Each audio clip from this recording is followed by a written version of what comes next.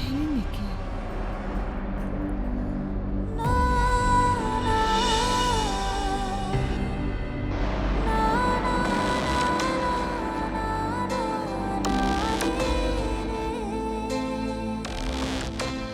আমাৰ বৌ তোৰ বোৱাৰী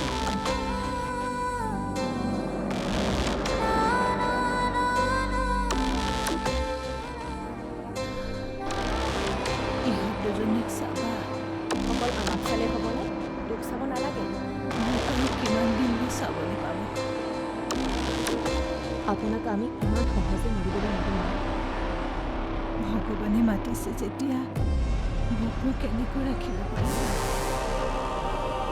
পেট ফালি বেমাৰটো উলিয়াই দিয়াৰ পাছতো মোৰ ভাল নহ'ল। ভাল হ'ব নহয়? কোনে কৈছে ভাল নহয় বুলি? ইহঁতে মোক মিছা সান্তনা দিছে। সিদিনা বিকি অহাৰ পিছৰে পৰা ইহঁতে মোৰ লগত যেনেদৰে ব্যৱহাৰ কৰিছে মই ঠিক গম পাই গৈছোঁ যে মোৰ কিবা এটা সাংঘাতিক বেমাৰ হৈছে। যি বেমাৰ হওক আমি তোক চিকিৎসা কৰি ভাল কৰিম। দৰকাৰ হ'লে বাহিৰলৈ নিম। গুৱাহাটীলৈ নি এনেই টকা সোপা খৰচ কৰিলোঁ। দেহাৰো কষ্ট হ'ল, টকাও গ'ল। আকৌ বাহিৰলৈ নিয়াৰ কথা ভাবিব নালাগে আৰু। সেইখিনি টকাৰে ইহঁতৰ বিয়াতে খৰচ কৰিবি। তোৰ জীৱনটোতকৈ আমাৰ বিয়াখন ডাঙৰ নহয়। আয়ুস শেষ হৈ অহা মানুহজনীতকৈ উঠি অহা ছোৱালীকেইজনীৰ বিয়াৰ কথাটো ডাঙৰ। হ'ব ন? ইহঁতৰ বিয়াও হ'ব, আপোনাৰ চিকিৎসাও হ'ব। আমি আছোঁ নহয়। ল'ৰাটোৱেনো অকলে কিমান বুজা ল'ব কোৱাচোন? তই মোৰ বুজাৰ কথা চিন্তা কৰিব নালাগে। তই ইমান দিন ইমানখিনি চম্ভালিব পাৰিলি, মই কিয় নোৱাৰিম? বোৱাৰী, ইহঁতৰ দেউতাক ঢুকোৱাৰ পাছত ইহঁতক মই ক'তো কষ্ট নিদিয়াকৈ ডাঙৰ কৰিলোঁ। এতিয়া ইহঁত আটাইকেইটাৰে দায়িত্ব তোমাৰ। আপুনি একো চিন্তা নকৰিব মা, মই সকলো দায়িত্ব ল'ম। এতিয়া আমাৰ প্ৰথম দায়িত্ব হ'ল আপোনাক ভাল কৰি লোৱাটো। তোমাক দিবলৈ মোৰ বিশেষ একো নাই। এই খাৰু দুপাতকে মোৰ মৰমৰ চিন স্বৰূপে তোমাক দিওঁ বোৱাৰী। মোক অলংকাৰ বয় বস্তু একো নালাগে মা। আপোনাৰ আশীৰ্বাদ আৰু মৰম পালেই মই ধন্য হ'ম। মোৰ সকলোবোৰ তোমালোকৰ কাৰণে।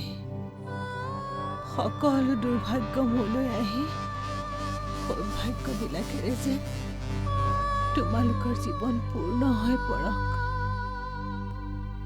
মৃত্যুমুখী এই দুখনীয়ে ইয়াতকৈ আৰু কিনো দিব পাৰোঁ?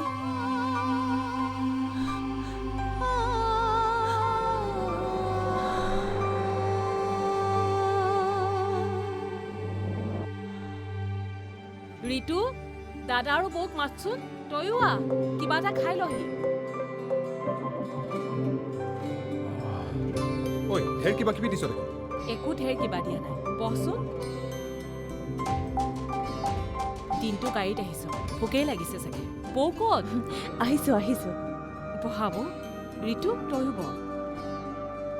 তুমিও আহা আকৌ। মোৰ হ'ব বাৰু, তোমালোকে খাই লোৱাচোন। ঢেৰ কিবা দিছা দেখোন। একো বহুত দিয়া নাই, খাই দিয়া। বৌ, এইখন ঘৰলৈ তুমি প্ৰথম আহোঁতে যিখিনি নীতি নিয়ম কৰিব লাগে সেইবোৰ একো কৰা নহ'ল। আমি জানো কিবা নীতি নিয়ম পালন কৰিছোঁ? নীতি নিয়ম পালন কৰাটো বেছি ডাঙৰ কথা নহয় কিৰণ। মই তোমালোকৰ পৰা যি আদৰ, যিখিনি ৰেচপঞ্চ পাইছোঁ সেইখিনিহে ডাঙৰ কথা। তুমি কি জানি আমাৰ ঘৰত অসুবিধাই পাবা বৌ? এইখন মোৰো ঘৰ নহয় জানো? মইনো ইয়াত কি অসুবিধা পাম? আৰু মই কিবা বিশেষ সুবিধাৰে ইয়াত থাকিবলৈ অহা নাই। মই আহিছোঁ মাৰ ট্ৰিটমেণ্টৰ ব্যৱস্থা কৰিবলৈ। ইয়াৰ ডাক্তৰেটো কি এডভাইচ দিয়ে কচোন? ডাক্তৰৰ মতে মাৰ অৱস্থা বৰ ক্ৰিটিকেল। যদি বেমাৰটোৱে লিভাৰ এটেক কৰা নাই তেতিয়া কেমো বা ৰে দিব পৰা যাব।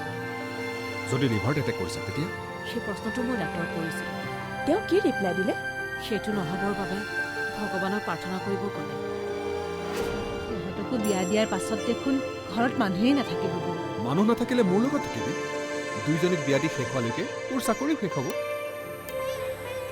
কথাবোৰ ভাবিলেই দেখোন মনটো কিবা গধুৰ হৈ পৰে।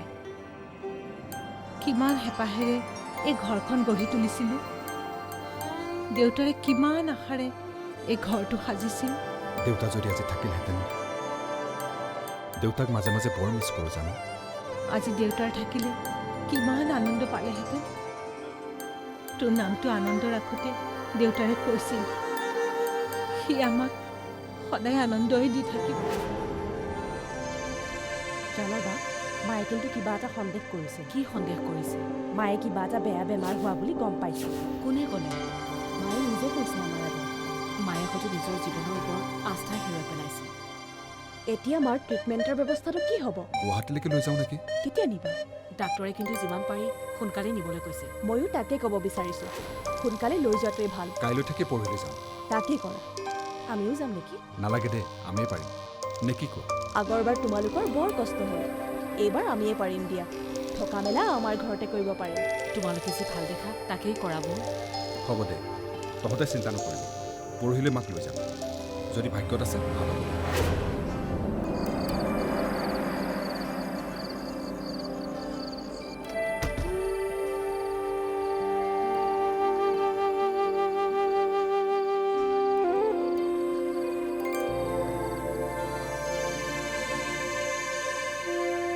আহা বৌ, বহা।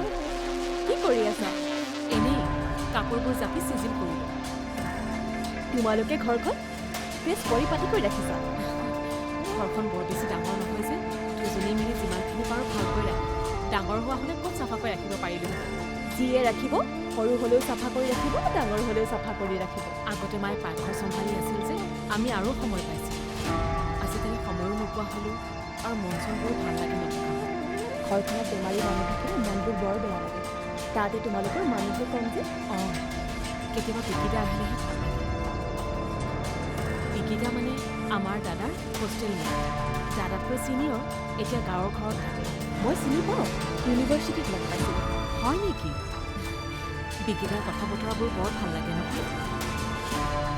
জীৱন সম্পৰ্কে তেখেতৰ বহুত জ্ঞান আছে, যথেষ্ট পঢ়া শুনাও হয়। হ'লে কি হ'ব, একো কামৰে মানুহ নহয়। মতা মানুহ অলপ প্ৰেক্টিকেল হ'ব লাগে। ভাৱ ভাগৰ ডুবি থকা মানুহৰ কি ভাল ফিউচাৰ আছে? এইবোৰ নথকাকৈ জানো মানুহৰ জীৱনটো পূৰ্ণ হয় গ'ল? মোৰ কিন্তু বিকিদাৰ কথাবোৰ বেয়া নালাগে। সি ইয়ালৈ আহিয়ে থাকে নেকি? আহে কেতিয়াবা। লাষ্ট মাৰ বায়পচি ৰিপৰ্টটো দিবলৈ আহিছিল। কিয় আহে সি ইয়ালৈ? তাক প্ৰথমবাৰ আনন্দ ইয়ালৈ অনাৰ কথা মই গম পাইছিলোঁ, কিন্তু তাৰ পাছতো সি ইয়ালৈ কিয় আহে? কিয় আহে বুলি তেনে কোনো কাৰণ নাই। তেখেতৰ কিজানি আমাৰ ঘৰখন কিবা ভাল লাগে, সেইকাৰণে আহে আৰু। ঘৰখন ভাল লাগিছে নে ঘৰৰ কোনোবা নিৰ্দিষ্ট মানুহক ভাল লাগিছে? চোৱা কি হয়, বিকি কেনেধৰণৰ ল'ৰা মই জানো। তাৰ নিচিনা ল'ৰা এটা প্ৰশ্ৰয় নিদিয়ে। আমাৰ কোনেও কিন্তু তেওঁক বেয়া নাপায়। কোনেও মানে? মানে মা ঋতু সকলোৱে তেখেত আহিলে ভালেই পায়। আৰু তুমি?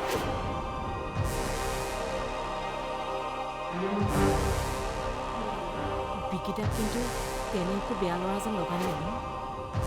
আৰু যদি তেওঁ বেয়া হ'ল হয়, দাদানো তেওঁক আমাৰ ঘৰলৈ কিয় আনিলেহেঁতেন? তোমাৰ দাদাৰাই মানুহ চিনি পাবও লাগিব নহয়। তুমি তেওঁক ইমান বেয়া পোৱাৰ কাৰণ কি হ'ল?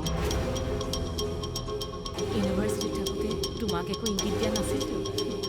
মোক একো ইংগিত দিয়া নাছিল, কিন্তু মোৰ লগৰ এজনীৰ লগত তাৰ এফেয়াৰ্ছ আছে। ছোৱালীজনী সি ইমান অশান্তি দিলে নহয়। বিকিতা এই কথাটো এদিন কৈছিল। বিকিতাৰ মতে কিন্তু ছোৱালীজনীয়েহে তেওঁক নিদিয়ে। ছোৱালীজনীয়ে হেনো তেওঁৰ ইম'শ্যন, ফিলিংছ এইবোৰ কথা বুজি নাপায়।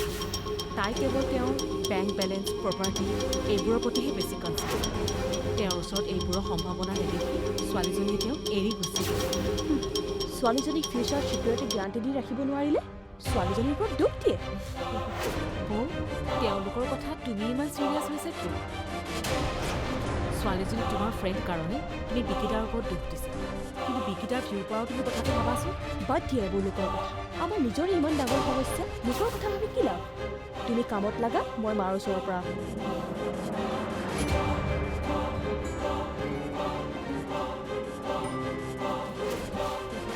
বৌ, তেওঁলোকৰ কথা তুমি ইমান চিৰিয়াছ হৈছে কিয়? ছোৱালীজনীক তোমাৰ ফ্ৰেণ্ড কাৰণে তুমি বিকিতাৰ ওপৰত দুখ দিছা, কিন্তু বিকিতাৰ ভিউৰ পৰাও তুমি কথাটো ভাবাচোন। বাদ দিয়ে এইবোৰ লোকৰ কথা। আমাৰ নিজৰে ইমান ডাঙৰ সমস্যা, লোকৰ কথা ভাবি কি লাভ?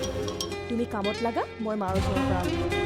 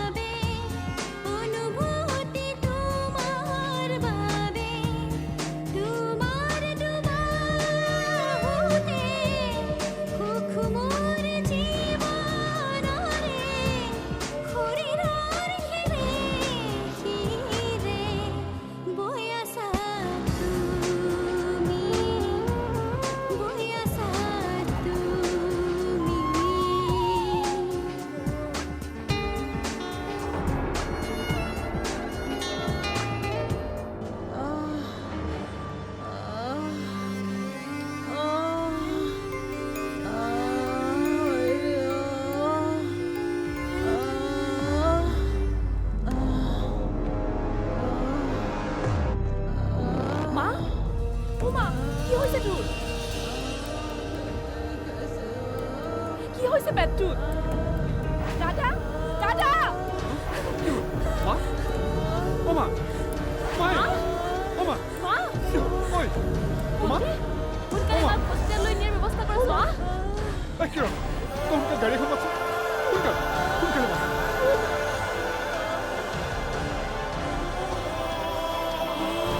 হেল্ল', দাদা, মই কিৰণে কৈছিলোঁ। হয়, আপুনি গাড়ীখন লৈ এতিয়া আমাৰ ঘৰলৈ আহকচোন। হয়, মাৰ খুব চিৰিয়াছ, এতিয়া হস্পিটেললৈ নিব লাগে। হয়, এতিয়াই আহক দাদা।